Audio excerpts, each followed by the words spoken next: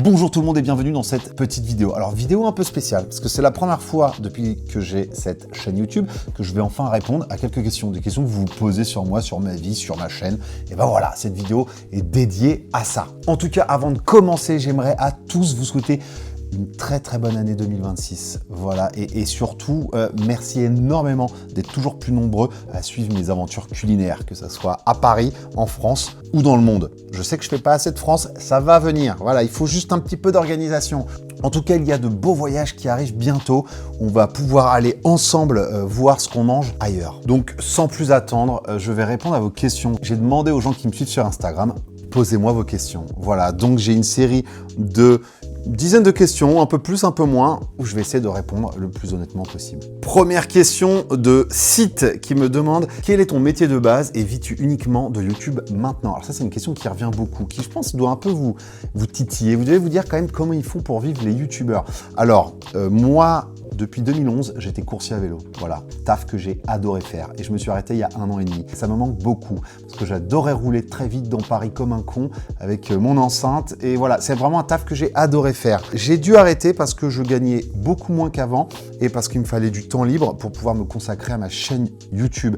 Donc un peu à contre-cœur, j'ai dû arrêter et maintenant, oui, grâce à YouTube et des sponsors de temps en temps, eh bien oui, j'arrive à me décrocher un petit salaire, alors qui n'est pas de 8 000 € par mois, je tiens à vous le dire, vraiment, mais qui suffit à payer mes courses, mon loyer et les frais engendrés par les vidéos. Alors ça aussi, question de Alain qui me demande, as-tu prévu d'aller en Amérique du Sud ou aux US, histoire de changer un peu de l'Asie? Bah, écoute, t'as raison Alain, moi je suis un amoureux de l'Asie, clairement. Et j'ai fait l'Amérique du Sud, sauf qu'à l'époque je n'avais pas encore ma chaîne YouTube. Et de toute façon, il faudra que j'y retourne pour vous montrer ces fameux plats, voilà, de tous ces pays.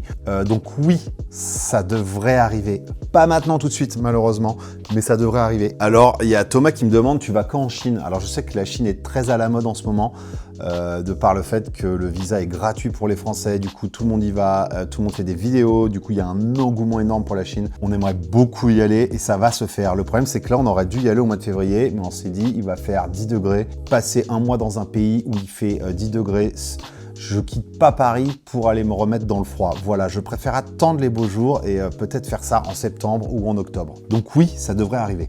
Il y a Ilias qui me demande comment tu as survécu à la street food indienne. Messieurs, dames, ne vous faites pas avoir par tous ces réels et toutes ces vidéos qu'on voit sur la street food indienne. Et je sais qu'il y a énormément de youtubeurs, rien que pour buzzer, ils adorent appeler leurs vidéos « Ah, j'ai mangé, j'ai presque vomi dans la street food indienne, c'était horrible ». La vérité est que j'y suis allé 3 fois en Inde. Attention, je suis tombé malade. L'Inde est un pays où on tombe un peu malade facilement. Et moi, je suis déjà tombé malade dans des endroits où on n'était pas vraiment censé manger de la viande. Et tu as envie de manger de la viande. En fait, mange-toi un dal makhani ou un truc comme ça. Et je te jure que tu seras beaucoup moins malade. Donc, comment j'ai survécu à la street food indienne? Franchement, j'ai mangé quand j'avais envie de manger. J'ai pas vraiment fait attention et tout s'est bien passé. Voilà. Alors, il y a Mayous qui me demande est-ce que tu fais du sport à côté pour compenser toutes les calories que tu ingurgites?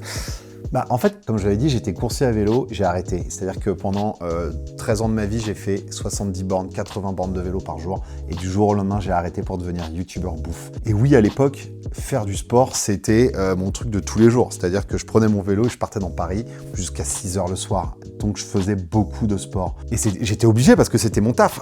Et maintenant, eh bien, je ne sais pas comment remplacer ça. C'est-à-dire que je suis jamais allé à la salle de sport de ma vie. Et ça me fait littéralement... Voilà, d'y aller parce que c'est pas mon truc, mais il va bien falloir que je le fasse parce que oui, j'ai pris du poids depuis que j'ai arrêté d'être coursier à vélo, forcément. Est-ce qu'à l'heure actuelle, je fais du sport? Non. Voilà, je fais pas mal de pompes. Je fais pas mal de pompes. Très souvent, je fais des pompes. Je me fais des séries de 100 pompes par jour. J'ai du mal à garder un rythme, mais je fais beaucoup de pompes. Et quand les beaux jours arrivent, c'est vrai que j'ai toujours ce truc de « Allez, là, je me remotive ». Et l'hiver, vraiment, je pense que un peu tout le monde pareil, on s'engraisse un petit peu et on se laisse un peu aller, surtout avec les fêtes et tout. Voilà. Alors là, j'aime bien cette question. Il y a Gagnard. Excuse-moi si j'écris mal ton nom ou prénom. Quel est ton pays préféré pour la nourriture? Clairement, je dirais la Thaïlande. Je suis obligé de répondre la Thaïlande parce que je pense qu'il y a peu de pays qui égalent cette destination en termes de nourriture. Je trouve que c'est fabuleux, vraiment. Quand vous allez en Thaïlande, si vous êtes branché bouffe, soyez ouverts et surtout... essayez de trouver tout le temps des nouvelles choses à manger. Parce que entre tous les currys, Entre tout ce qu'il y a à proposer du nord au sud, c'est quand même une cuisine qui est très complète et il y a énormément de choses. Alors le Vietnam aussi, Vietnam est très intéressant. Il y a beaucoup de belles choses et surtout, mais le Vietnam, c'est beaucoup d'herbes. Énormément d'herbes dans tous les sens, de la salade, des vermicelles. C'est très différent de la Thaïlande, mais je dirais la Thaïlande en premier, sûr et certain. Alors il y a Easy Skull qui me demande « Bonjour Romain, comment finances-tu tes voyages ?» Il y a beaucoup de gens qui, comment dire, ça peut étonner, vivre à Paris, voyager comme ça tous les ans. Finalement, quand tu as une copine ou un copain qui déjà gagne peut-être, voilà, Christina, elle travaille, elle rapporte un peu d'argent, elle met un peu d'argent de côté pour le voyage, c'est pas que moi. Moi, l'argent de YouTube, étant donné que Christina me filme, il est quand même pour elle et moi, du coup, je le mets de côté, je paye 22% à l'URSSAF sur ses revenus, déjà, et je mets de l'argent de côté, et voilà, on part 2 mois, et il faut savoir que le fait de partir voyager comme ça 2 mois, là je vais pas vous mentir, on part dans 1 mois, j'ai 2000 € de côté pour 2 mois. Alors on sait très bien qu'on n'aura pas que ça, c'est-à-dire que Christina va avoir une autre fiche de paye, elle va toucher un petit peu d'argent en plus. Moi j'ai de l'argent de YouTube qui va arriver et quand on va être en train de voyager, on va faire environ 2 vidéos par semaine comme en général à Paris, ça va engranger de l'argent en plus, voilà. Et tout ça accumulé, ça nous permet de partir voyager et de créer du contenu en plus pour la chaîne YouTube. Alors il y a Armen qui me dit « Tu viens quand sur Nantes, ça serait un plaisir de te montrer des bons endroits. » Mais oui, en fait, c'est comme je disais tout à l'heure, c'est-à-dire que, voilà, moi, faire du vlog comme ça, où je suis tout seul, ça m'embête un peu. Je le fais de temps en temps quand je fais des vidéos de petit déjeuner, mais le but quand même, c'est plutôt d'avoir un côté un peu chaud, un peu série, où Christina me filme, où j'ai les mains libres. Et si je me barre faire des vidéos dans des villes françaises, ce que je veux faire, j'aimerais que Christina soit là. Et le problème, c'est que là, à l'heure actuelle, il n'y a que moi qui est libre. On est en 5 jours par semaine, et du coup, on n'a pas le temps de se barrer à Nantes ou à Marseille ou à machin. Et du coup, j'attends qu'elle soit libre, que peut-être la chaîne rapporte un petit peu plus de fonds pour pouvoir que Christina sorte de son travail de 9h-17h pour qu'on puisse aller faire des vidéos ailleurs en France. Parce que vraiment, j'en ai envie. Il ne faut pas croire que j'ai pas envie, que je me fous de la France. Pas du tout. C'est juste que ça demande du temps. Mais ça va arriver. Je viendrai à Nantes. Alors, il y a Matt qui me dit « Vas-tu faire des rencontres abonnés ?» Alors ça, c'est un truc vraiment, je suis désolé, mais c'est mon côté peut-être... Je suis très sociable. Tu viens me voir dans la rue, on peut parler, on peut aller boire un verre ensemble. Vraiment, je suis pas timide, mais ça, c'est mon côté timide. Je me vois tellement pas me retrouver dans un endroit que j'aurais loué avec une 50aine d'abonnés. Ça me fait extrêmement peur, voilà. Alors que je sais qu'il y en a parmi vous qui adoreraient me rencontrer et tout, mais ça me fait peur, je fais le timide, voilà, j'ai l'impression que je me rends pas compte qu'il y ait des gens qui puissent avoir l'envie de passer, on va dire, 3 heures avec moi à papoter. J'ai du mal à saisir ce truc. Pour moi, je suis juste quelqu'un que vous regardez de temps en temps. Fin, voilà. Est-ce que je le ferai un jour? Je dis pas non. Pour le moment, c'est pas dans mes projets, voilà. Ça aussi, c'est une très bonne question de Carrie qui me dit une présentation pour ceux qui découvrent ton compte. Eh ben, écoutez, voilà, moi je suis Romain de la chaîne Romain Bouffe Tout. Ça fait très longtemps que j'aime la bouffe. Je me sens plutôt à l'aise devant une caméra. Et il y a 3 ans, je me suis dit, tiens, et j'aime bien voyager. Et je me suis dit, tiens, si on se barrait voyager, Christy, on ouvrait une chaîne YouTube concentrée sur moi, parce que Christy, c'est pas trop son truc d'être devant la caméra. Parler, on se focus que sur la bouffe, voilà. Et ça fait 3 ans que l'aventure a commencé, ça a l'air de fonctionner à peu près. On est presque 51 000 sur la chaîne, merci. Et j'ai essayé de montrer le mieux possible, j'essaie de filmer le mieux possible, voilà, les plats que je rencontre sur la route, que ça soit en France, à Paris, ou en Europe, ou à l'étranger, en Asie, beaucoup en Asie, c'est vrai. Donc voilà, bienvenue à vous tous. S'il y a des nouveaux qui regardent cette vidéo ou qui sont tombés sur des vidéos récemment, bienvenue. Alors ça, il y a pas mal de gens qui me l'ont demandé en commentaire. La French pâtissière qui me demande quelle est ta caméra, quelle est la caméra que tu utilises. La qualité est dingue. J'utilise une simple Osmo Pocket 3. Voilà, la dernière en date. Qui, franchement, je pense sur le bon coin, vous pouvez la toucher à 350 €. Et c'est vrai qu'elle est génialissime. Les premières étaient un peu, un peu petites. Là, ce qu'ils ont fait, c'est génial. L'écran, il est grand.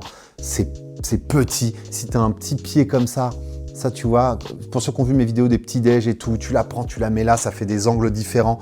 Alors que, voilà, et surtout pour Christina qui me filme et qui n'est pas du tout caméraman. Avant, elle filmait avec mon Sony A7 III, qui est quand même un vrai appareil photo professionnel.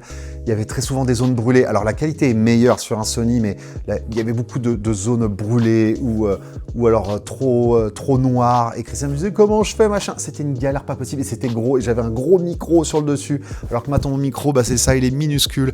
Alors ça, c'est pas un micro DJI, c'est un micro Lolaland. Ça coûte pareil, pas très cher, une centaine d'euros. C'est minuscule, on le voit à peine. Franchement, meilleur achat que j'ai pu faire. J'ai hâte de voir la version 4. Mais bon, il n'y a rien pour le moment, mais on verra ce que ça donne. Et pour les plans rapprochés, quand vous voyez des plans que je fais des plats, comme je fais tout le temps, je le faisais pas au début. Je fais tout avec mon iPhone 14 Pro. Voilà.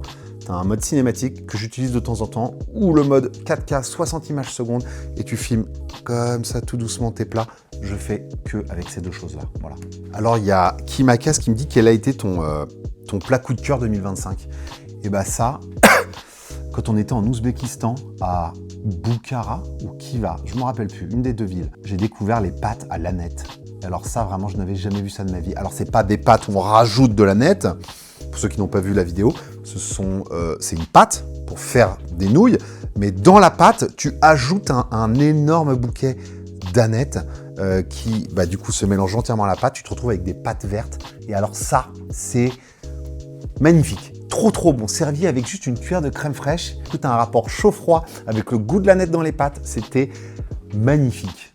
Ah oui, il y en a un deuxième aussi, les khachapuri en Géorgie. Les petites pizzas comme ça, là, qui ressemblent un peu à des pizzas turques, qui ont la même forme, mais qui n'ont pas du tout le même goût. Et à l'intérieur, tu as un jaune d'œuf avec un bout de beurre, du fromage fondu. Alors ça, très gros banger. Vraiment, si vous avez un resto géorgien près de chez vous, allez goûter ça. Je ne peux que vous recommander d'aller faire un tour à la maison de l'Arménie. Alors, ne me demandez pas pourquoi. Oui, c'est la maison de l'Arménie, j'y avais fait une vidéo, mais la cuisine, c'est plutôt une cuisine géorgienne. Voilà. Et ils font des khachapuri et ils font aussi des kinkali, qui sont les gros raviolis où tu bois le bouillon qui est à l'intérieur et la viande. C'est très bon. Ah oui, je suis désolé, il y a un troisième plat que j'ai adoré, que j'ai découvert cette année, vraiment que je ne connaissais pas. C'est le lablebi. Ça, c'était magnifique. Un plat tunisien que j'ai mangé à Goncourt à 9h du mat. Allez voir la vidéo si vous ne l'avez pas vue. Je l'ai posté il y a peut-être 3 semaines. C'était magnifique. Et ça coûte 10 €. C'est chez Di Napoli. Allez manger ça. Alors, il y a DJ Molo Pepito qui me demande « Est-ce qu'il y a un plat que tu n'as pas aimé sur l'ensemble de tes voyages ?» Au début, je ne pensais pas mettre cette question parce que je me suis dit « Qu'est-ce que je n'ai pas aimé ?» Et là, j'ai regardé mes vidéos carrément pour trouver un truc tellement globalement, j'aime à peu près tout. Et bien en fait, oui, il y a quelque chose que j'ai vraiment pas aimé. Quand j'étais en Corée, à Busan, on a fait une vidéo dans ce fameux marché aux poissons très connu. On a mangé du crabe, ça c'était très bon. Mais on a mangé en sashimi des concombres de mer. Et ça a été une erreur. Je pense qu'on aurait dû le prendre, on pouvait le prendre soit en sashimi, soit en version cuite. Et je l'ai pris en sashimi.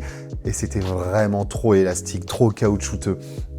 Et ça vraiment, c'était pas bon. Non, c'était compliqué. Alors, il y a Tulin qui me dit « Quel est votre pays coup de cœur ?»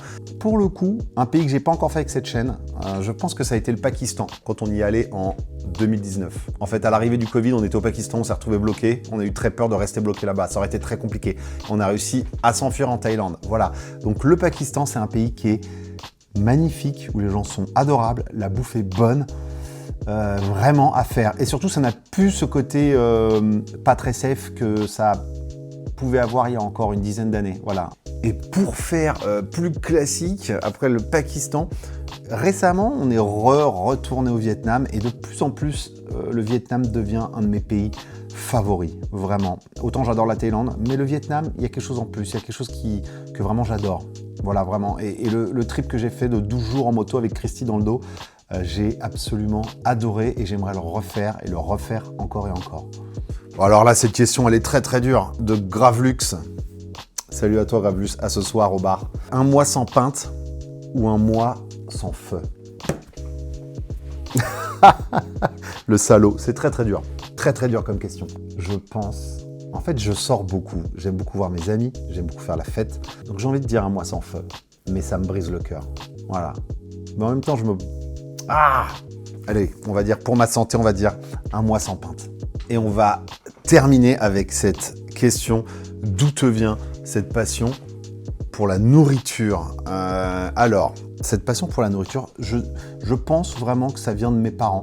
Alors, mes parents n'étaient pas cuisiniers ou quoi que ce soit, mais j'ai eu la chance d'avoir un papa qui travaillait chez Air France, qui est maintenant retraité. Et du coup, j'ai fait beaucoup de voyages avec lui, avec ma mère, où on partait, on le suivait en rotation.